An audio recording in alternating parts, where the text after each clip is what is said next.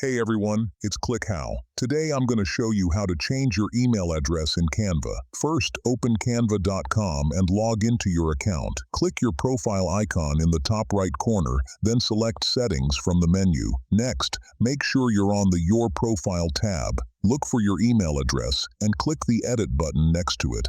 Canva will send a verification code to your current email address. Check your inbox, enter the code, then type your new email address. One important thing, your new email cannot already be linked to an existing Canva account. Also, Canva does not allow temporary or disposable email addresses. Canva will send another code to your new email. Enter that code to confirm the change, and you're done. If you originally signed up with Google or Facebook, here's a heads up. Disconnect those linked accounts first to avoid login issues. You can reconnect them after changing your email. 2 quick tips. First, if you signed up using a mobile number of Facebook, here's a heads up. Disconnect those linked accounts first to avoid login issues. You can reconnect them after changing your email. 2 quick tips. First, if you signed up using a mobile number available in select countries, you can add an email without verifying an old one. Just click Edit and enter your new email. Second, if you see a banner saying your organization manages your account,